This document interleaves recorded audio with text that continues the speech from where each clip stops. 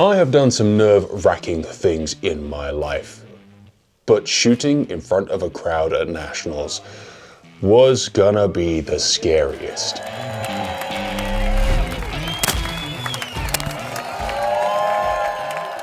Luckily, at Nationals, I was surrounded by some of the best in the biz. Some of the best instructors, some of the best shooters, and some of the best technical minds in the game. Don't get mad, just go home. And so I spent the day before I had to go out in front of everybody, speaking to the best in the business and learning what there was to learn. Let's just focus more on execution, less on the hit or miss. It's what you've earned the spot to be there. It's your moment in the sun. You got to get out there and get after it as best you can.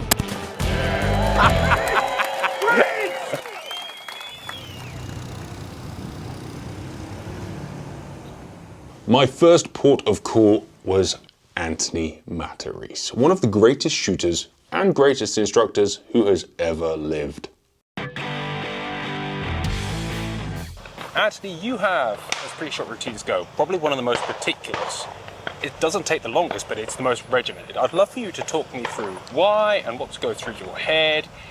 And I guess for those of us who are coming up through the sport and those who are just starting to even build a pre-shot routine, how you came up with those fundamentals. Yep. So I think before we even talk about it, I think that the most important thing to talk about is what you're going to do before you get into the box. So my planning phase is where I'm actually doing most of my thinking, if not all of my thinking. So that's where I'm deciding break points, deciding the style of mount that I'm going to use, deciding if I, insert the gun ahead of the bird or close to the bird. As I get my hand up there outside the box, waiting my turn, or on the view pairs if I happen to be the first guy, I'm showing myself my plan, rehearsing my plan. I'm then allowing my conscious mind to calm down. Yep. Kind of getting away from the thinking part and away from the reading the bird part and using my hand to rehearse what I'm doing. By the time I step in, if I've done things correctly, by the time I step into the cage, I'm following simple steps within my routine to keep me occupied. So I spin the shells, okay, so and that's literally just a mind of no mind thing. Yep, so it's just to keep my mind in the same spot. I'm not thinking anything in the cage except some visualization about watching the clay. So I'm trying to be occupied. I spin a shell, think about looking at the first target, spin a shell, visualize looking at the second target, close the gun. As I come back to my first hold point, okay, just before I call pull, I'll visualize seeing that first bird again, pull. So I'm occupied. The best way to think about a pre-shot routine is it's an insulating mechanism that insulates you from your own mind and then other outside possible distractions, mostly your own mind. Pull. The only thing that does really ever go through my mind from a conscious thought standpoint is a visualization about the clay. If I had a bad, misjudgment on a target and I walked in on the first pair and missed dead lost, at times then I go back into the planning phase, which is more conscious. Then we have to get back to you'll have a slightly longer gap in between. Yeah, so it might not be that long, but it might be a couple extra seconds, and it's kind of goes back to a conscious planning phase. Then, then the routine is probably even more important at that moment because you got to get away from, what you're thinking about. I'd love to just watch you after these guys finish, just drill a few pairs and... Sure, let's do it. So people can see what we're talking about. I've seen it 100 times. I'd love to see it again. Let's do it. Pull. Pull.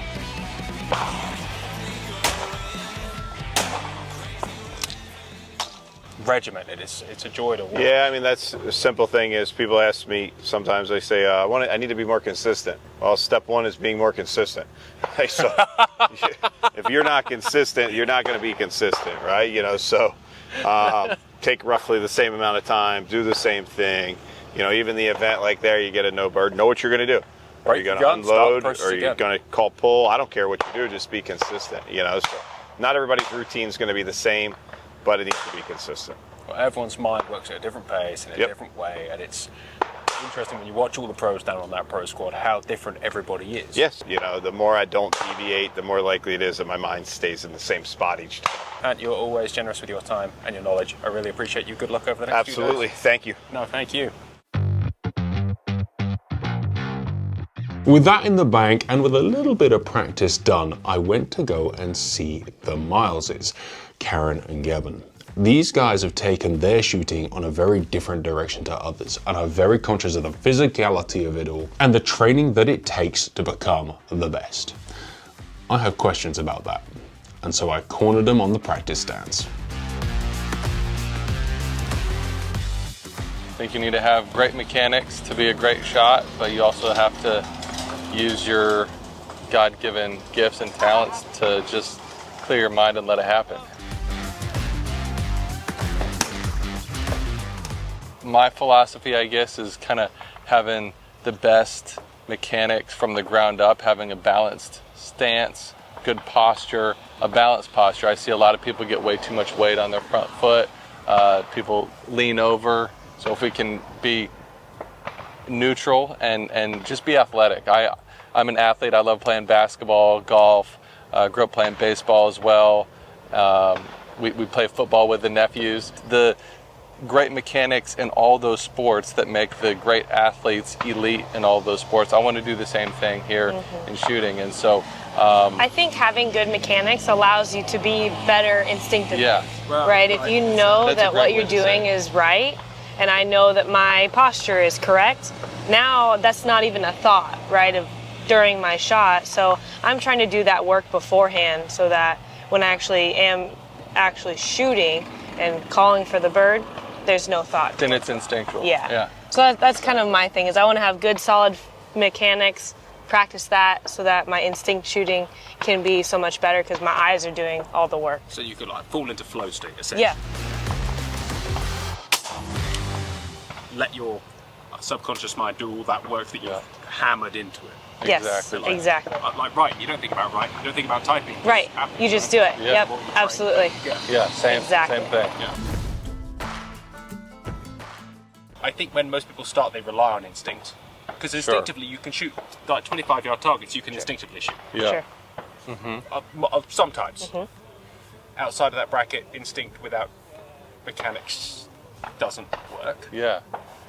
How do they build mechanics? So when you get to a certain level, we hear this a lot from students. They're like, I just shoot so much better when I don't think. Well, you have to know what to think and when to think it to be able to get into that flow state, like you're saying, and just let the ingrained mechanics subconsciously take over. And so I think you always need to be working on refining and making your mechanics better. Like I've been shooting 31 years and I still try to make sure that my mechanics are solid and stable and whatnot. And so I don't think it's ever too soon to work on proper fundamentals. In fact, some of my most elite students, Karen included, but a guy Trevor Jensen and another guy Tyler Encinas, they worked on fundamentals, mechanical fundamentals from almost the beginning, and I think their bell curve kind of was a lot shorter than most people. Most people who just start off shooting instinctually and shoot well,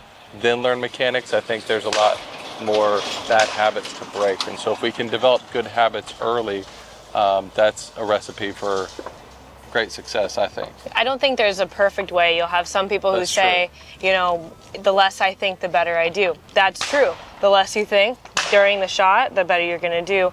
But the problem that runs into is now we create all this doubt where we feel like we make a perfect move and the target doesn't break. So now what correction are you supposed to make, right? So that's why I like to do all that beforehand. So know what I want to do, why I'm going to do it. Yeah. And once I'm confident in that, that's going to allow me to commit to my plan even more. And then that allows me to free up, to clear the mind, and then trust that what I just planned is going to be correct. Just like great. studying for a test, right?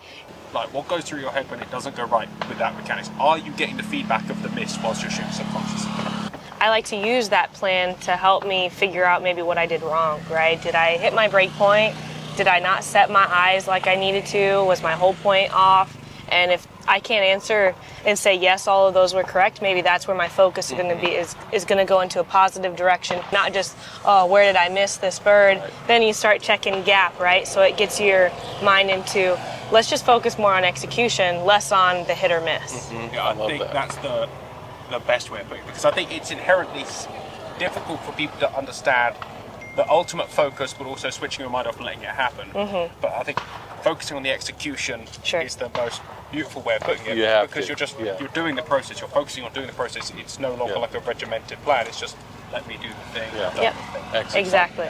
Exactly.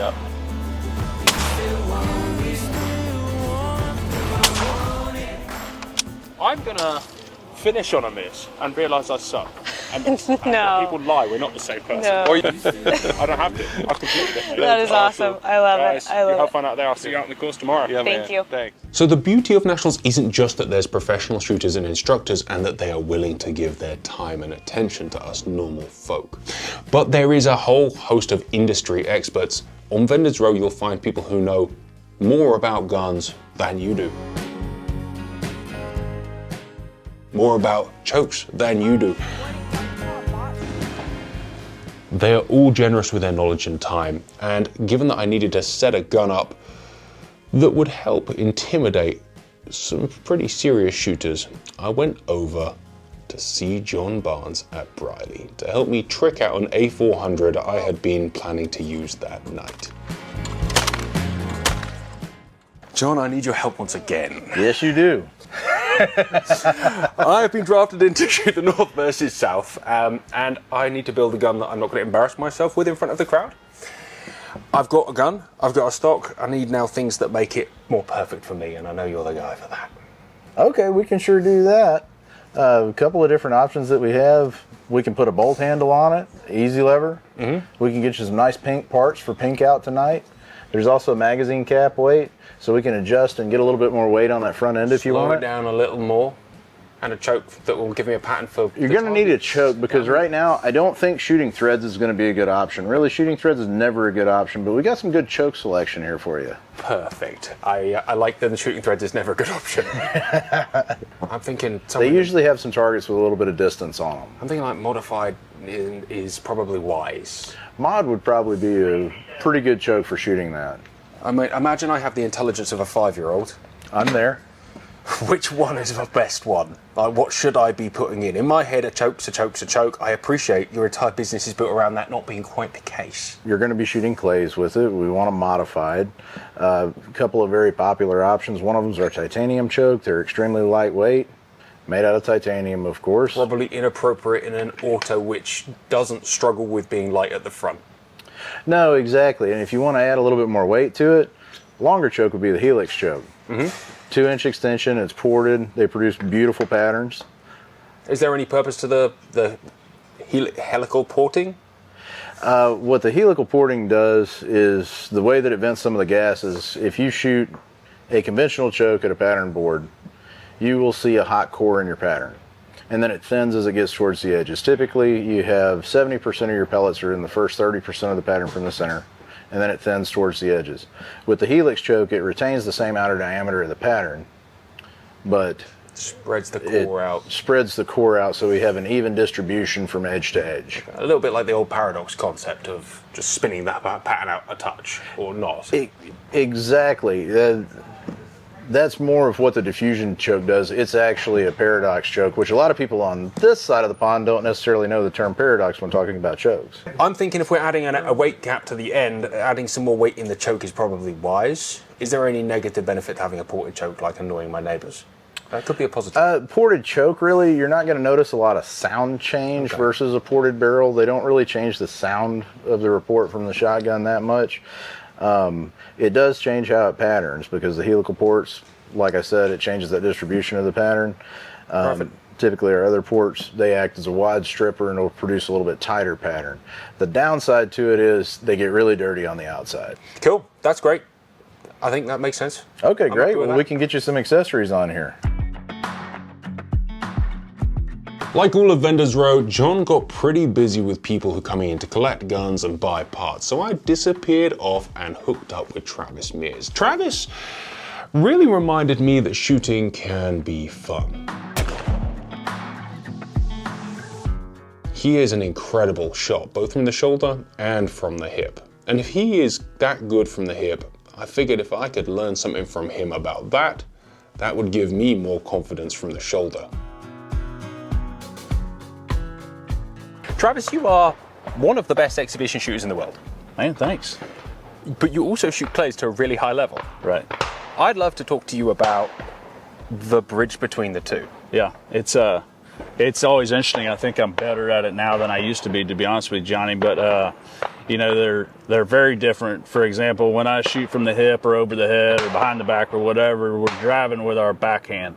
Okay, the front hand is support at that point, and so a little different than when I shoot sporting, where you know everything's kind of in sync. We're moving with our hips and the weight's evenly distributed. And so as the years have gone by, I've learned how to flip the switch and be a little bit better at, you know, finessing the sporting clays and ripping the hip birds. So what are the similarities? So the inherent movement of the gun is different. The mechanics are different. Right.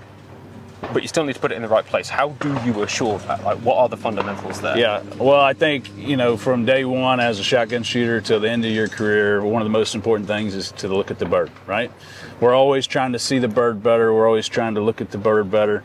When we shoot from the hip, behind the back, or whatever the position is, we're focused heavily on the target, and it's a very instinctive move to it and fire. So one of the unique things about shooting from the hip is there still has to be consistency in the way we hold the gun. And so one thing I think is important for everybody to recognize is that my arm is always straight with the stock because I'm using my pointer finger to point at the target. I support the gun with the front hand, but the back hand is the driving tool, okay? All right, let's see if we can't break a few. Let's put them together. Here we go. Yeah, baby. How do you smash a bear from the hip? I think I hit those harder than I did from the shoulder. Okay, and so where if it was a sporting clays target, you know, we look at it, we get the gun up there, we move with it, we make our move, and then we fire. You'll notice, like when I shoot from the hip, a lot of times it happens pretty quick, okay? Because when the eyes and the hands and everything come together, you got to send it. And so it's a little bit more instinctive. It's a little bit more of an abrupt trigger pull. And that's one of the things that, you know, I've had to learn over the years is if I have a bunch of shows in a row and then I have to go shoot a sporting clay shoot, for example, here, I mean, I've shot maybe 500 practice sporting clays targets before I got here, but I've had 15 shows in the last 30 days. And so I've been yanking the trigger for a month, and I had to come down here and squeeze on one. And so a cup of chamomile tea, yeah, massage, just put yourself into a more zen. Run with the bird for a second and then send it. Do you shoot from the shoulder with as much trust in that gun placement as you do the other way? Absolutely not. Okay. So, man, there's more method to it. There's more guaranteeing the success. There is, yeah. It's, you know, it's a very calculated move. Like I know what the lead on the bird is. I insert in the right spot. I connect with it and move. And I also have to remember that, you know, when I'm doing the exhibition shows, it's not as much about the shooting. Okay, the shooting's fun. It's definitely the entertaining part for me, but it's more about working the crowd. Okay, making sure that everybody in the crowd is hooting and hollering and laughing and clapping and having fun, because at the end of the day, I'm an entertainer. You're saying that really doesn't have much of a place, even for someone who is probably the most instinctive shot in the world, one of the most instinctive shots in the world from that hip position. Right.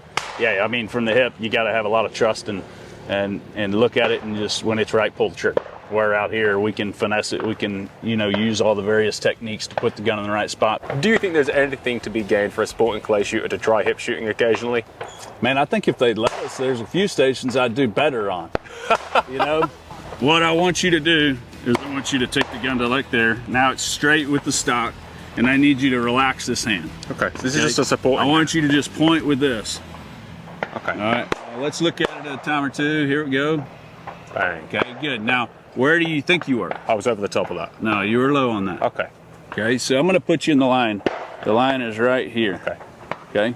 Now we're going to start you back at the tree, and you're just going to kind of feel it out. Okay. All right, on your call. Pull.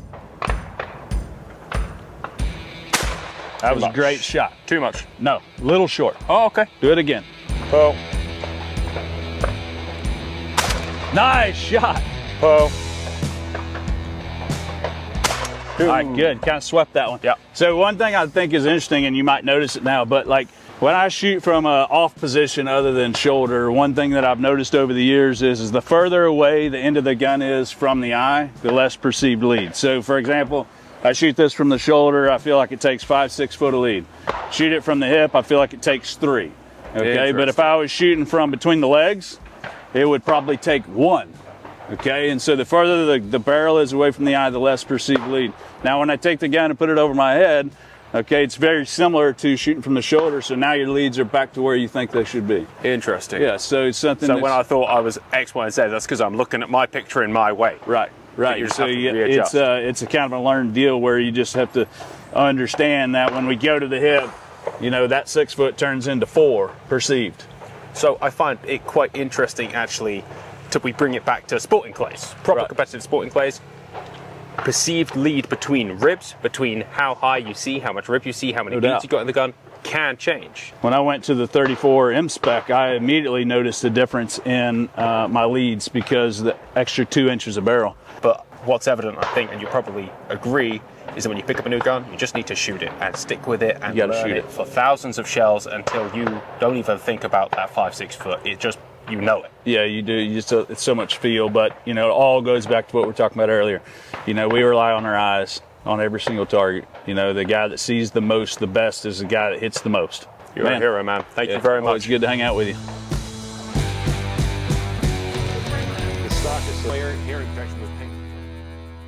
So far, those little extra changes, the choke is putting a pattern on it, which is exactly what we want. They're breaking well. That front end weight just allows me to get a bit more handsy, which is just my natural state. And all the other bits just make me intimidating.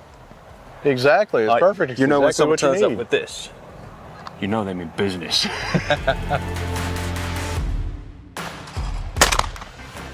Well, Perfect. What are you worried about? as long as we throw easy targets, I'm there a week. To be fair, I think this could be one of my favourite guns I've ever built up. I didn't. Other people built up for me. Nationals is a mega place to be, and a day there, even when you're not shooting in a competition, can disappear incredibly quickly. But luckily, as I saw Will Fennell driving off the complex, I stopped him and asked him just to help me make sure that I was moving this gun right. It helps to have someone who knows how you shoot be over your shoulder. It seemed unnecessary to have a custom built gun just for one thing, but I'm really nervous about it tonight in an hour and a half's time. You've done a lot of this, shooting with all the light stuff. Yeah. The lighting today decided to change. I only brought one set of Meticulous eyewear in dark purple for the sun, so I went to SGS, they knocked up a new pair for tonight. I built a gun for tonight. It's gonna be a new me, but what I really need is some talent, Will. Might be better than the old you. Unlikely. Any tips? Try to ignore everything that's behind you. It's just you and the target. That's what you're there for. That's what you've earned the spot to be there. Well, by being an amateur Yeah. in the Pro-Am. Yep, that's it. Whatever it is, it's your moment in the sun. You got to get out there and get after it as best you can, but that involves nothing to do with all those people back behind you. Yeah. The more attention you pay to that, like when you're standing there waiting to shoot, don't turn around and look at the awe.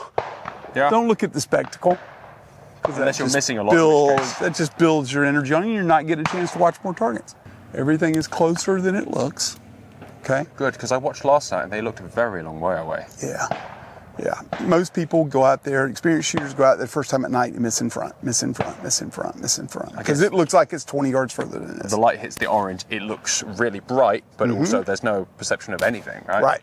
So that's why you'll see a lot of guys take a piece of chalk and you don't whiten the whole rib, but you just give it that. Yeah, it's just a bead. But when the black barrel is up against the blackness of night, it disappears. When you're watching the others shoot, if the targets break instantly, you're inside 35 yards. Okay, so really reading targets. So you'll look at a target in the viewbird and you go, holy crap, that's 50 yards. And Anthony will step up and go, whoof, and it breaks instantly. It's more like 30. All right, I think I've shot a lot of different guns this week, like a lot of different guns. That's what you do for a living, man. I've shot this one relatively well last night, and this morning, I'd love just a freshen. I trust that you can get me good because you've done it before. It's a Greenwood, man. It's going to work. You just got to get out of your own way and look at the target. Okay? Report pair. All right. There you go. That was a better break. There you go. See, over here, remember, we can't put as much spring on a target as you can. Our targets aren't as stiff as a CCI or Laporte in England.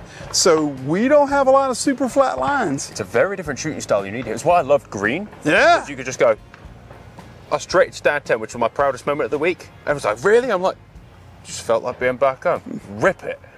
Gun speed. Right. And so that target's changing the line the whole way. Which is transition. It's something we don't get in So quite it's such another states. skill set. It's another skill set. And it does take a couple of days just to back the speed off.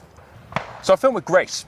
She just gave me this whole speech about how to shoot with ADHD, and I'm like, yeah, that relates. She said, take the gun out your shoulder, it'll stop you doing stupid stuff until it's time to But do you something. started off with it in your shoulder, so I was leading into consistency. Well, just some guns. So I've shot a lot of guns this week. Big heavy guns, quite like them locked in, because I can just leave it where I want it and watch the target and make the move. Something a little lighter, a little bit more. A little more of a sports car. A bit like yours. Yeah. Just let the eyes do the work, let the gun come in and finish it off. Yeah, absolutely. Which is real easy to say. Real easy. I put it on a t-shirt. Come on, get it, buddy.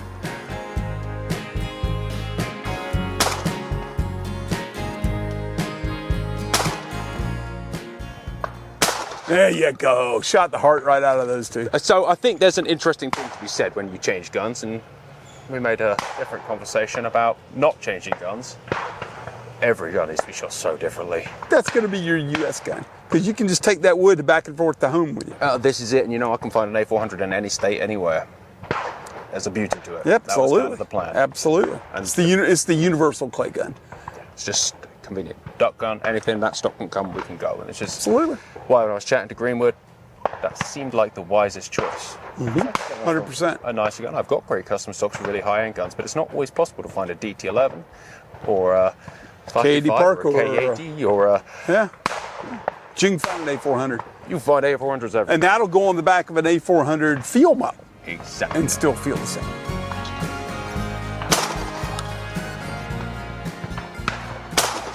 Why am I Now not you're hitting thinking too much. it? I think I'm just trying to shoot it, which is really stupid, as opposed to yesterday when I was just You want a shot little, it. you want a little sideways pro tip? Yeah. This is my opinion and my opinion only. You notice how you take the gun to a break point, you firmly mount the gun, and then you draw back to where you're going to hold? Yeah. You're imprinting to pull the trigger to place, not when it's in focus necessarily. So when I draw mount, I do it at my hold point, because that's where I'm going to mount the gun, and I let the kill zone take care of itself. I pick a kill zone based on where I see it clearest. In this case, crosser, back up halfway, and I forget about the kill zone after that. So when I shot John the National Fit Ask, about halfway through, I was getting tired of all of that, and I was realizing that I just don't have the focus to pull all of that together. I was just loading up, doing a Brandon, close the gun, up into ready, pull, whack. And I found that gave me great results. Now, I know shooters that do that to great effect. Anthony Matarese does that all the time. Mounts the gun to his break point, draws back. But to me, that's more of a move, mount, shoot method. You're committing to a break point, and you're just imprinting to pull the trigger when you get to there, when your body rotates past there, and you'll shoot whether it's in focus or not. Or you might have got it into focus early, and now you're running out. Which I think I'm doing there, and that's why I'm shooting it later, because I'm like, oh, that's what I wanted, when I could have just killed it where I was supposed to. Absolutely. Definitely too much on the first one. In the heart. There we go. In the heart. There we go. Slowly but surely. Like I said, I like it. I think that's going to work well for you. I think you'll shoot that at home more than you think. I think that is very likely.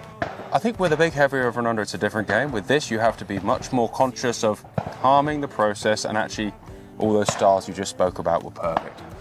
Keeping your muzzle pretty much at the kill point, On the line of the kill or at least in the ballpark, rather than where I would be probably moving and connecting a bit earlier, the way I would see it. But I hit it your way and I didn't hit it my way, and that's why you listen to instructors. That's right. Thank you, Will. Thank you, buddy. You're a hero. I'm so proud of you, You're man. I'm horrible proud of tonight. you being the big show tonight. I mean, I'm literally going to blame you. I'll be like, Will told me to change my... Sound like Don Brunt.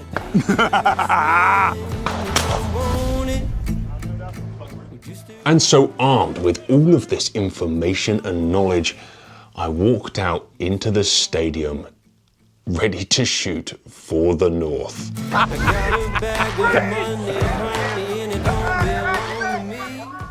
Well, all of the stuff I've learned over the last few days, all those conversations with the pros is about to go to waste. We're gonna have fun. Derek's team captain of the North. I'm shooting for the North just based on my lateral hemispheres, although all the Brits watching will know that I am Southern. This is a strange thing. We're gonna have fun. Right, Owen? Yep. We're gonna kick some ass, or we're gonna miss heroically. Luckily, I missed before.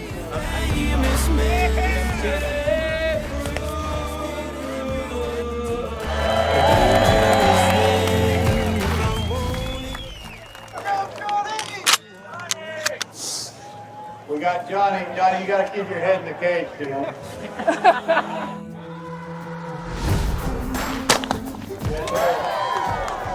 You did something. Way to go.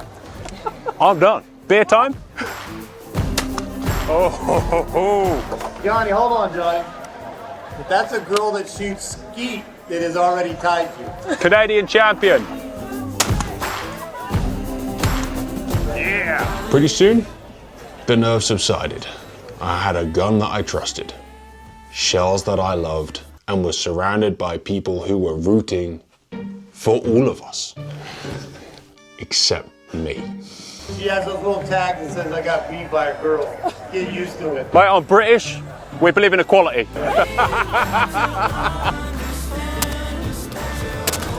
Your mother does a lot of cooking for you, is that She's right? fantastic, mate. What is Thursday night?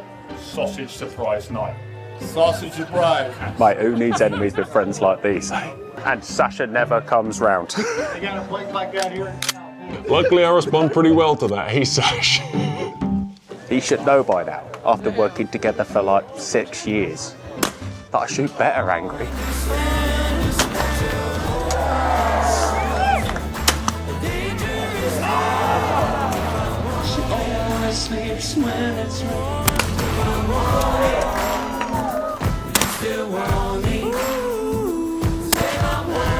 I was so locked in, thinking about everything I'd learnt that day and had a small chance to practice, that I was happy with how everything went.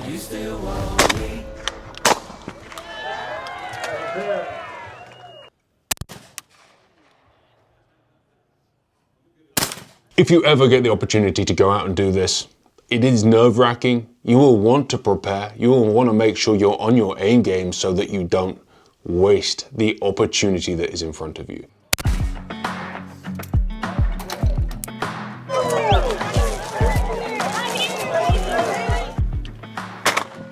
And it is definitely an opportunity, not a punishment. But that was sick, real nice. Gotta have fun.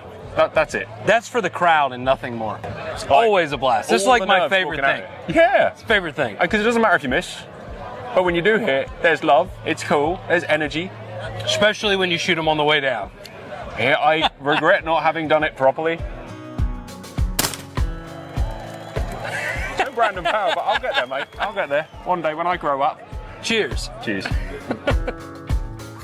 Guys, thank you for watching. This was an epic day. I really enjoyed every part of it, whether that was learning from Anthony and really gleaning his very methodical approach to clay shooting, whether that was the Mileses and their more scientific approach, whether it was Travis and his more enjoyment-based approach, or whether that was John's techiness, Will's knowledge, or just the general atmosphere of Nationals.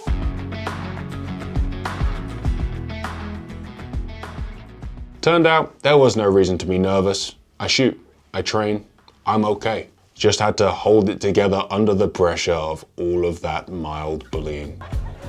That was your own buddy that threw you under that bus, brother. But as we all know, it's character building. Guys, Nationals really is one of the best weeks of the year. And I look forward to seeing you there in 2026. Thank you for watching TGS Outdoors. I hope you guys have enjoyed this video. If you did, make sure you like it, share it with your friends, and subscribe to the channel. This channel would not be possible without the support of our amazing sponsors. They've supported the channel for a long time. We only work with people we love and whose product we trust. If you want to support the channel too, make sure you check out channel memberships. There's early access content, there's some pretty cool exclusive release content. My view is you never want to let the bird get past you because you can't see under your gun. And occasionally we go clay shooting together. We just appreciate your support.